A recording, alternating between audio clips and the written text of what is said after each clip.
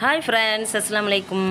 இன்றைக்கி நம்ம எஸ்கே கிச்சனில் டேஸ்டியான சிக்கன் ஃப்ரை மசாலா எப்படி செய்யணுங்கிறத பார்க்கலாம்.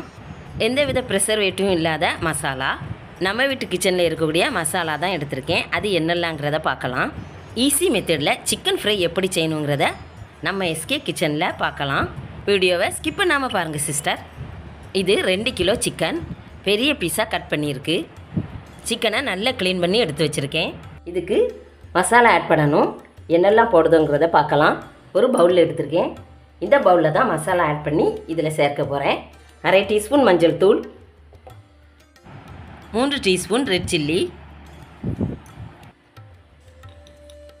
வீட்டில் இருக்கக்கூடிய நார்மல் சில்லி தான். சிக்கன் மசாலா நல்ல கலர்ஃபுல்லாக இருக்கணும். இதுக்கு நான் காஷ்மீரி மிளகாய் வாங்கி நான் வீட்டிலையே ரெடி பண்ணினது. 1/2 டீஸ்பூன் காஷ்மீரி மிளகாய் தூள், இது இருந்தால் சேர்த்துக்கலாம், இல்லைன்னா ஸ்கிப் பண்ணிடலாம்.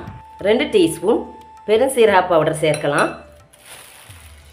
2 டீஸ்பூன் இது கரம் மசாலா பவுடர், ஏலக்காய், பட்டை, கிராம்பு இது எல்லாமே சேர்த்தது.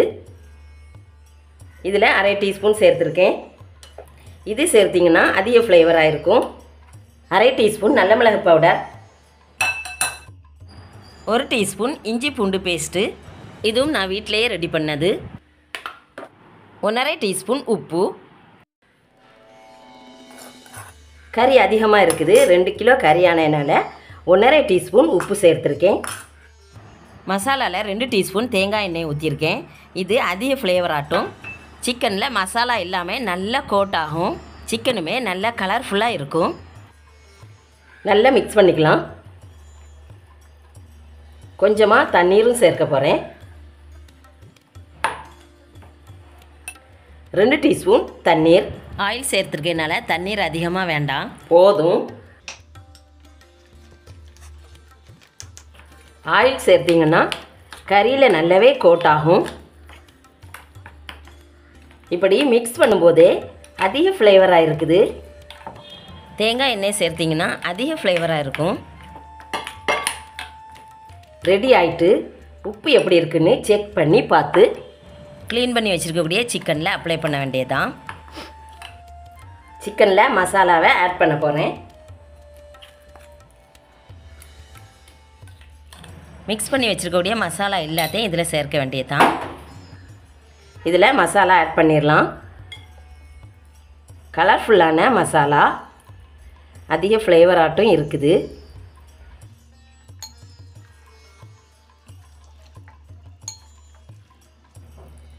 இந்த கட்டிங்லாம் நல்லா உள்ளாடி மசாலா இறங்கணும். பெரிய பீஸானதுனால கொஞ்சம் கட் பண்ணினீங்கன்னா உள்ளாடி நல்லாவே உப்பு பிடிக்கும். சிக்கன் சாப்பிட்றதுக்குமே நல்ல டேஸ்ட்டாக இருக்கும். மிக்ஸ் பண்ணின எல்லா மசாலாவுமே ஆட் பண்ணிட்டேன். 1 மினிட்ஸ் இந்த மாதிரி நல்லா மிக்ஸ் பண்ணலாம். அப்போ தான் மசாலா எல்லா இடமுமே பிடிக்கும். மிக்ஸ் பண்ணின எல்லா மசாலாவுமே இதில் ஆட் பண்ணிட்டேன்.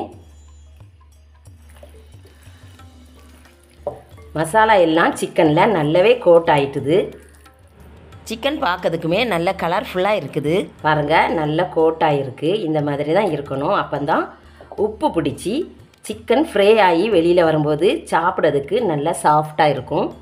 இந்த லேயர்லாம் நல்லா உள்ளாடி விட்டுக்கணும். 2 மணிக்கூர் ஃப்ரிட்ஜில் ஸ்டோர் பண்ணணும். அப்போ தான் உப்பு மசாலா எல்லாம் சிக்கனில் நல்லா பிடிச்சிருக்கும்.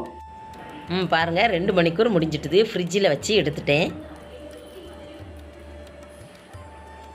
மசாலா நல்லாவே பிடிச்சிருக்கு. ஃப்ரை பண்ணி எடுக்க வேண்டியதான். பாருங்கள், நல்ல மசாலா பிடிச்சி சிக்கன் ஃப்ரை பண்ணதுக்கு ரெடியாக இருக்குது. ஆயில் நல்லா ஹீட் ஆகிட்டு மசாலா ஆட் பண்ண சிக்கன் ஒரு பீஸாக எடுத்து வச்சிடலாம்.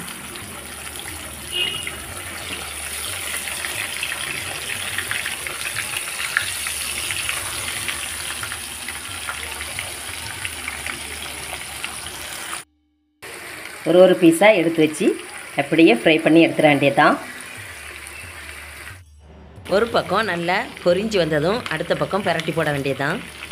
நல்லா ஹீட்டான ஆயிலில் போட்டிங்கன்னா 10 மினிட்ஸில் ரெடி ஆயிரும். சிக்கனை மசாலா ஆட் பண்ணி 2 மணிக்கூர் ஃப்ரிட்ஜில் ஊற வச்சுருக்கோம்.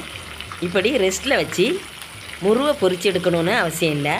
நான் பொரிச்சிருக்கக்கூடிய இதே மெத்தடில் பொரிச்சிங்கன்னா சிக்கன் நல்லாவே சாஃப்டாக இருக்கும், மேல் பக்கம் நல்லா கிறிஸ்பியாட்டும் இருக்கும். இதுக்கு மைதா மாவு கார்ன்ஃப்ளவர் மாவெல்லாம் போடணும்னு அவசியம் இல்லை. ஃப்ரை ஆகிட்டுது, போதும். ஒரு பீஸாக எடுத்துடலாம்.